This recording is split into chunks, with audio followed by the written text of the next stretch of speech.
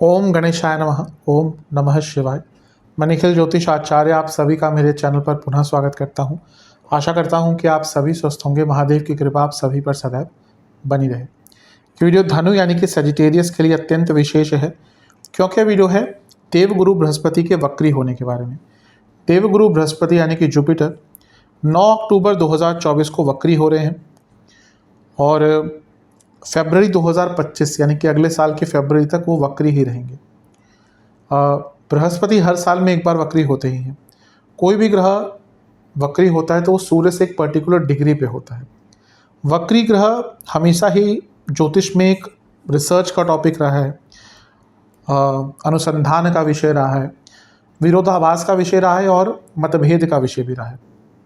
कई लोगों के वक्री ग्रहों के बारे में ओपिनियंस अलग अलग हैं, शास्त्र भी अलग अलग ओपिनियंस रखते हैं, लेकिन कुछ चीज़ें सर्वसम्मत हैं। उनमें से एक ये है कि कोई भी ग्रह अगर वक्री होता है तो वो स्ट्रांग हो जाता है, और दूसरा कि कोई भी अगर शुभ ग्रह वक्री होता है तो उसका शुभ तत्व बढ़ता है, और कोई भी अगर क्रूर ग्रह वक्री होता है जैसे शनि तो उनकी क्रूरता बढ़ती है। इसका मतलब एज इट इज़ नहीं लेना चाहिए। मैं हमेशा कहता हूँ ज्योतिष देश काल पात्र और व्यक्ति की अपनी विवेचना पर आधारित होता है।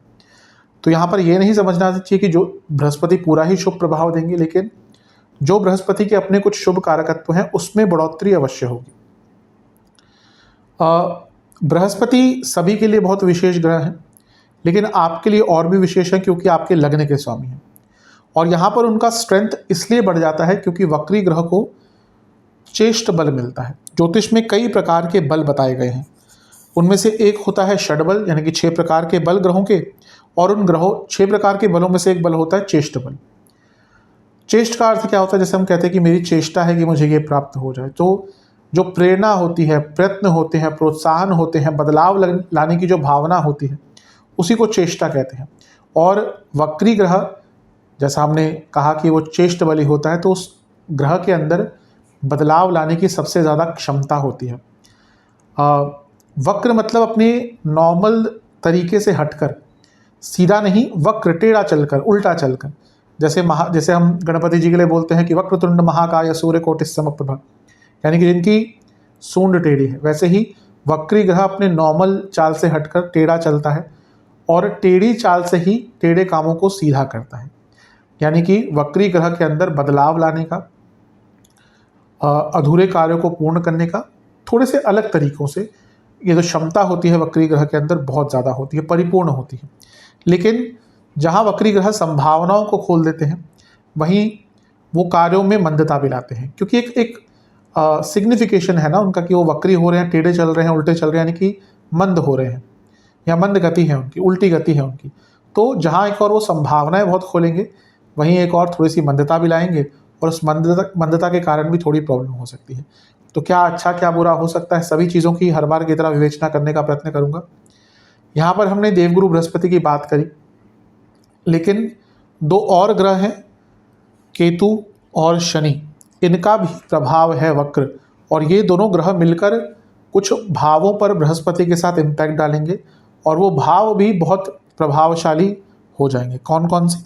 सबसे पहला आपका 12वां घर। क्यों? क्योंकि वहाँ पर बृहस्पति महाराज की 7वीं दृष्टि है और शनि महाराज की 10वीं दृष्टि है। शनि भी 15 नवंबर तक वक्री हैं। और आपका धन स्थान, क्योंकि केतु की 5वीं और शनि महाराज की 9वीं दृष्टि है, तो आपका धन स्थान भी डबल एक्टिवेटेड है। तो इसके भी कुछ इम्पैक्ट बनेंगे आपके जीवन में। तो यही सब हम विवेचना करेंगे इस राशिफल में। पुनः समझाने का प्रयास करूंगा कि यदि आपकी लग्न राशि धनु है या आपकी चंद्र राशि धनु है, दोनों ही गाइडेंस के लिए इस राशिफल को देख सकते हैं। टेक्निकली अलग अलग राशिफल नहीं बन सकते कि आप बोले मेरी लग्न राशि धनु है तो अलग बनाइए, चंद्र राशि धनु है तो अलग बनाइए। जहाँ से आपको ज़्यादा रिलेट करता है वहाँ से देखिए। व्यक्तिगत तौर पर मेरा क्या मानना है, मैं हमेशा कहता हूँ यदि आपको अपना लग्न राशि क्लियर है वहाँ से देखिए, नहीं पता तो चंद्र राशि से अवश्य देख सकते हैं, या जहाँ से आपको ज़्यादा सूट करता है वहाँ से देखिए। शुरू करते हैं अत्यंत महत्वपूर्ण राशिफल का। बृहस्पति आपके 6ठे भाव में ही हैं और यहीं पे रहेंगे। राशि तो नहीं बदल रहे लेकिन वक्री हो रहे हैं। जो भी ग्रह जहाँ पे बैठा होता है सबसे पहला और सबसे ज़्यादा रिजल्ट तो वो ग्रह वहीं का देता है। तो 6ठे भाव में वक्री हो रहे हैं। जैसा मैंने इंट्रो में कहा था कि वक्री ग्रह स्ट्रांग होता है, और क्योंकि बृहस्पति आपके लग्नेश हैं तो उस नाते भी वो स्ट्रांग हो रहे हैं, और क्योंकि वो शुभ ग्रह हैं तो उस नाते भी उनका शुभ तत्व बढ़ रहा है। तो सबसे पहले जब वो छठे भाव में बैठे हैं और वहाँ पर वक्री हो रहे हैं तो क्या होगा, वो आपके स्ट्रगल्स को कम करना शुरू करेंगे। धनु के लिए मई के बाद का समय थोड़ा सा कष्टकारी रहा होगा, क्योंकि आपके लग्नेश ही छठे भाव में आ गए थे। छठा भाव रोग रिपु ऋण का होता है, स्ट्रगल्स का होता है, मानसिक वेदनाओं का होता है। कार्य क्षेत्र में आपके साथ बहुत प्रॉब्लम्स चल रही होंगी, अधिकतम धनु वालों के साथ स्ट्रगल्स चल रहे होंगे, कलीग्स से प्रॉब्लम, मैनेजमेंट से प्रॉब्लम, बॉसेस से प्रॉब्लम, फालतू का स्ट्रेस, मतलब कि जो प्रॉब्लम नहीं भी है वो भी प्रॉब्लम में कन्वर्ट हो जाती है। और यही चीज़ पर्सनल लाइफ में भी चल रही होगी, स्ट्रेस बढ़ रहा होगा, चीज़ें ख़त्म होती हुई नहीं दिख रही होंगी, बल्कि हर चीज़ में एक पूर्णता की कमी होगी। और सेहत के प्रभाव पर भी, या सेहत पर भी एक गलत प्रभाव पड़ा होगा। अब क्योंकि देवगुरु बृहस्पति वक्री हो रहे हैं तो वो चीज़ों को ठीक करने का प्रयत्न करेंगे, क्योंकि यहाँ पे वैसे तो बृहस्पति बुरा रिजल्ट दे रहे थे लेकिन अब वक्र हो रहे हैं तो क्या होगा, सेहत थोड़ी सी बेटर होना शुरू होगी। मैं ये नहीं कहूँगा सब ठीक हो जाएगा, बेटर कैसे होगी, अपने प्रयत्नों से। छठे भाव में जब बृहस्पति आते हैं धनु के लिए, सबसे पहला अफेक्ट उनकी डाइजेशन पे पड़ता है, और डाइजेशन का सीधा इम्पैक्ट हमारे खाने पीने से है। हाँ, कुछ केसेस होते हैं जहाँ पर मेटाबॉलिज्म हो, डाइजेशन हो, बहुत ख़राब हो जाता है या उस पर कोई इम्पैक्ट पड़ता है तो आप कुछ भी खाएं वो नहीं पचता या प्रॉब्लम्स बढ़ जाती है। लेकिन कई लोगों के साथ खाने के कारण ही प्रॉब्लम होती है। तो यहाँ मैंने कहा ना कि देखिए, ज्योतिष में ये समझना होता है कोई जादू टोना नहीं है, वहाँ पे कर्म आते ही हैं, लेकिन वो कर्मों को एक रास्ता दिखाने के लिए ज्योतिष बहुत महत्वपूर्ण होता है। तो यहाँ पर छठे घर में जैसे ही बृहस्पति वक्री होंगे, आप अपने लाइफस्टाइल में एक चेंज लाना शुरू कर देंगे। आप अपने दिनचर्या को ठीक करने का प्रयास करेंगे और अपने खाने पीने को ठीक करने का प्रयास करेंगे। उससे आपके सीधा ही इम्पैक्ट आपके हेल्थ पर पड़ेगा, डाइजेशन पे पड़ेगा। कार्य क्षेत्र में जो उलझनें चल रही थी, ऐसा नहीं कि वो कम हो जाएगी, लेकिन वक्री ग्रह क्योंकि स्ट्रांग होता है तो जहाँ आप पहले हर चीज़ को एक बहुत भयभीत तरीके से देख रहे थे, अब ये क्या होगा, ये क्या होगा, कल और काम आ जाएगा, गलतियाँ हो जाएंगी, ये वो, उन चीज़ों को सहने की क्षमता आ जाएगी और उनको मैनिपुलेट और उनको हैंडल करने का आपके अंदर सामर्थ्य आ जाएगा। इसलिए कार्य क्षेत्र में भी जो प्रॉब्लम चल रही थी वो दूर होना शुरू हो जाएंगी, क्योंकि वक्री ग्रह मैनिपुलेटिव भी होता है, वक्री ग्रह प्रॉब्लम सॉल्वर भी होता है।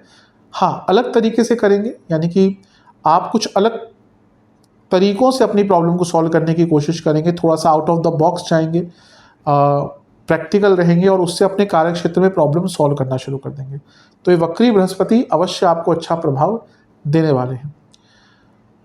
दुश्मन बढ़ते हैं जब छठे घर में बृहस्पति आते हैं, तो वक्री बृहस्पति दुश्मनों की कमी करते हैं, यानी कि आपके दुश्मनों की संख्या कम होगी। और अगर कोई किसी से दुश्मनी चल रही थी, मैं ये लीगल वे पे अभी नहीं कह रहा, उस पर भी आऊँगा, लेकिन अगर कोई दुश्मनी किसी से चल रही थी, फॉर एग्जांपल आपका किसी अपने से झगड़ा हो गया, किसी रिलेटिव से हो गया, कलीग से हो गया, दोस्त से हो गया, उन सब चीज़ों को सॉल्व करने के लिए देवगुरु बृहस्पति अच्छा रिजल्ट देंगे।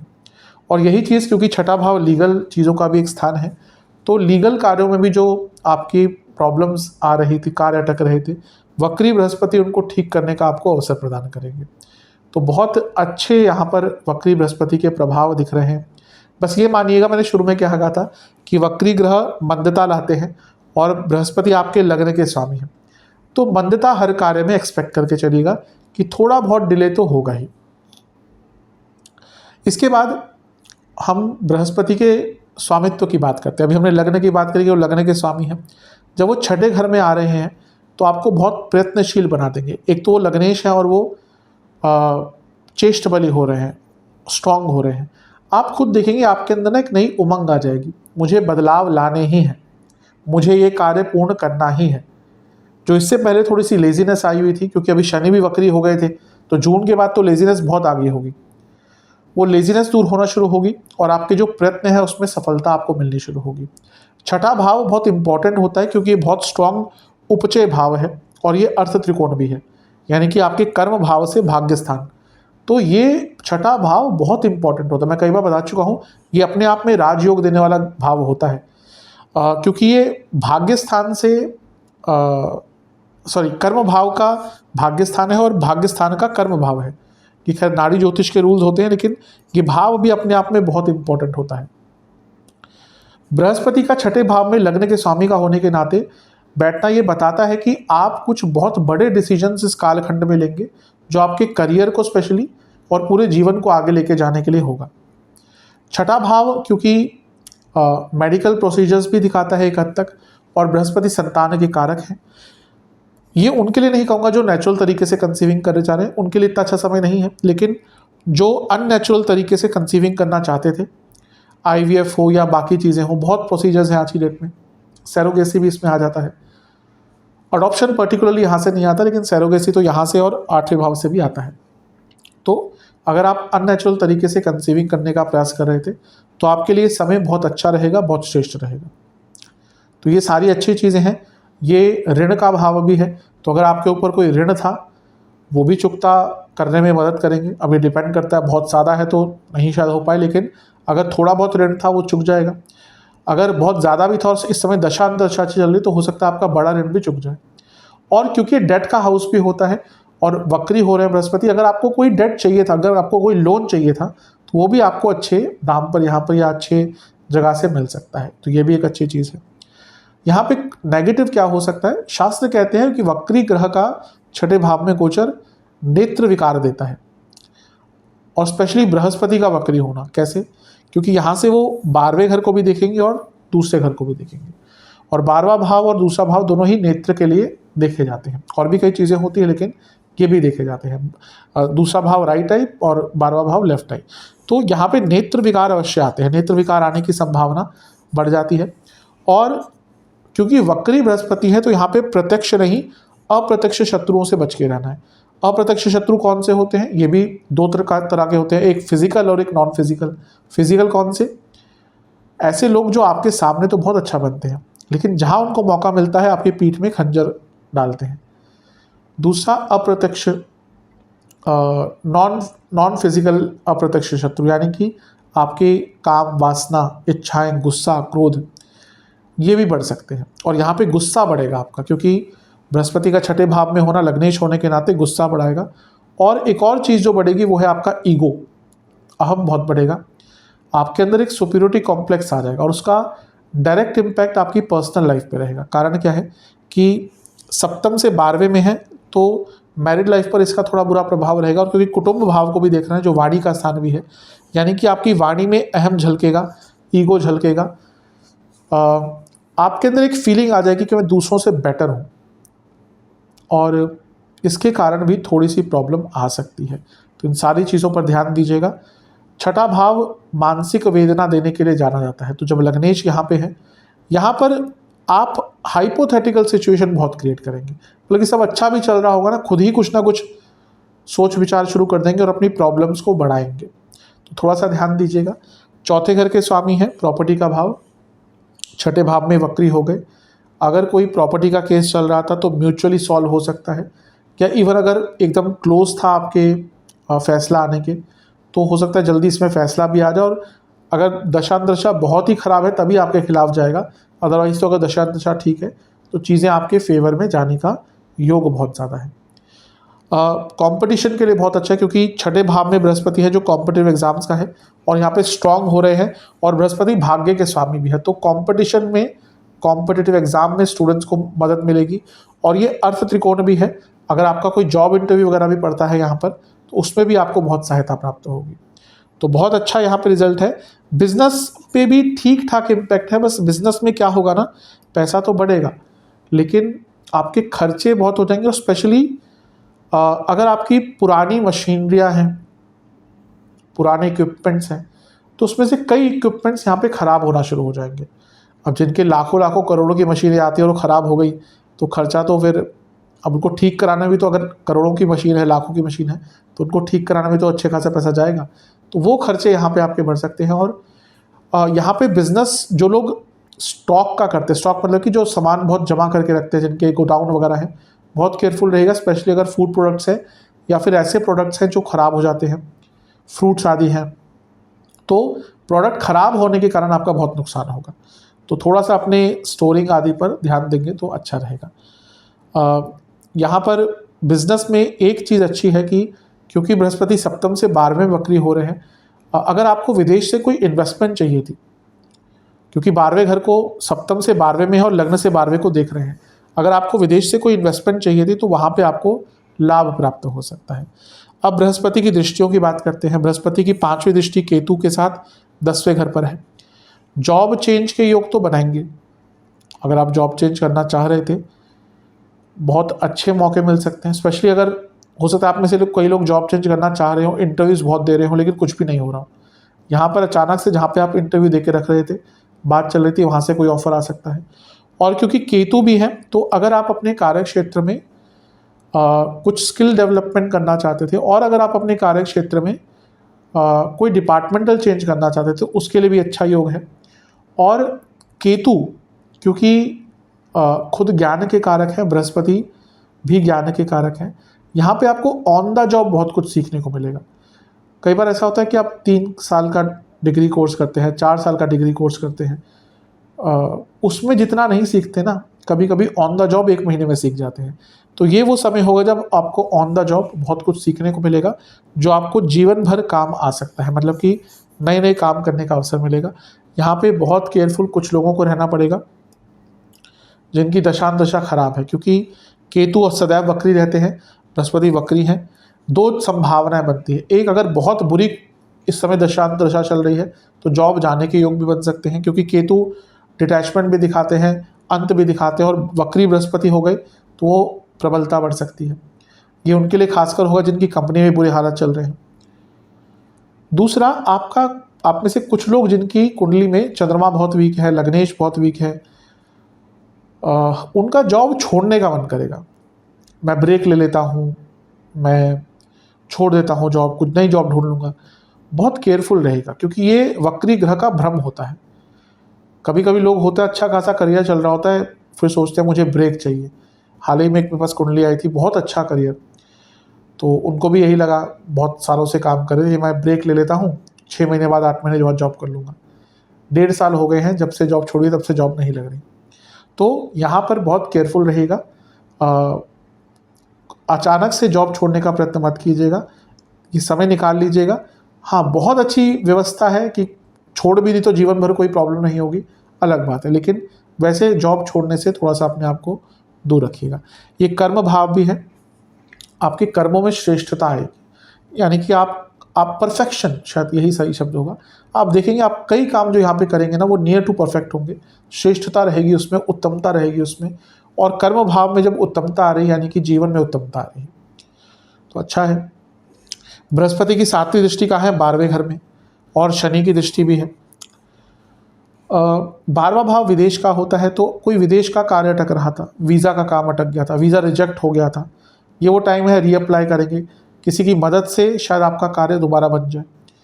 और 12वां भाव हिडन चीज़ें भी दिखाता है, और शनि क्योंकि धन स्थान के स्वामी है वो देख रहे हैं, और बृहस्पति क्योंकि लग्नेश है। अगर आप कोई आपका हिडन सोर्स ऑफ इनकम है, आप पैसा दूसरी तरीके से कमाते हैं, तो वहाँ पर तो इजाफा होगा ही। इसके साथ ही क्योंकि 12वां भाव विदेश का है, तो विदेश से भी धन का बड़ा लाभ यहाँ पे आपको हो सकता है। आपका बिजनेस है विदेश में, आप जॉब करते हैं विदेश में या विदेश से संबंधित, तो यहाँ पे बहुत लाभ प्राप्त होगा। और 12वां भाव क्या है? मोक्ष का स्थान है, अध्यात्म का स्थान है।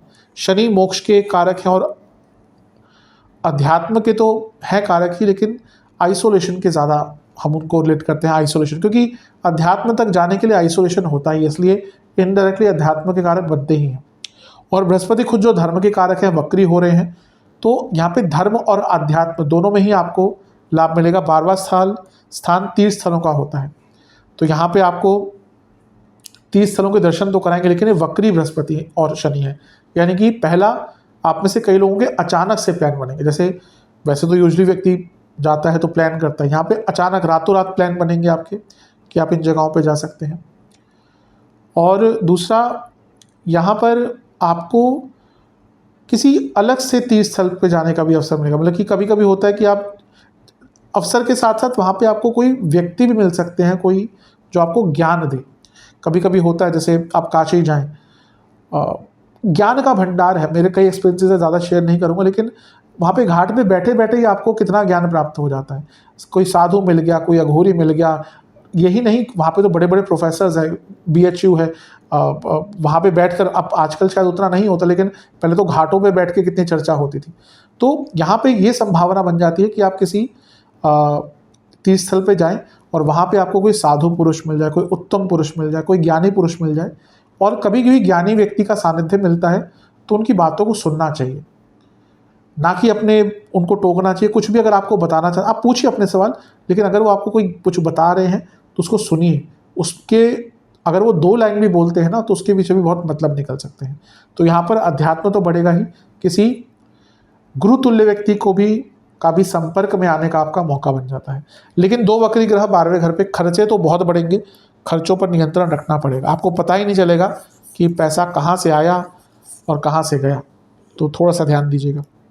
इसके बाद जो आपका भाव डबल एक्टिवेट हो रहा है वो है धन स्थान, क्योंकि बृहस्पति की 9वीं और केतु की 2री धन स्थान है।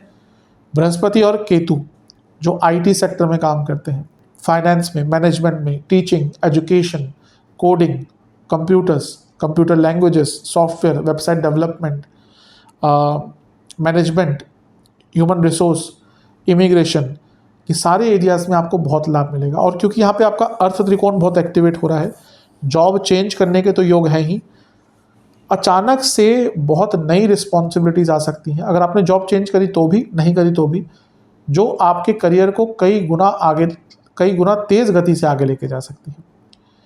लेकिन इसका नेगेटिव इम्पैक्ट क्या होगा कि दूसरा भाव है, तो यहाँ पर वाणी में अनकम्प्लीटनेस आएगी, यानी कि आप वाणी को पूर्ण नहीं कर पाएंगे। कई जगह ऐसा होगा, आपने कुछ बोल दिया, उसमें से कुछ शब्द छूट गया, उसके गलत मतलब निकल गया, आपने इस तरीके से बोला कि उसका मतलब ही बदल गया। तो अपनी वाणी में, अपने शब्दों की पूर्णता पे ध्यान दीजिएगा, क्योंकि इसके कारण पर्सनल लाइफ हो या प्रोफेशनल लाइफ, सब में प्रॉब्लम आएगी। बृहस्पति केतु मिलकर दूसरे घर को देख रहे हैं। अगर आप लैंग्वेज को ही सीखना चाहते हैं, बहुत अच्छा समय है, बहुत आराम से ग्रैस्प कर सकते हैं लैंग्वेज को। तो ओवरऑल बहुत अच्छी चीज़ें हैं, कई चीज़ों पे अच्छा प्रभाव है।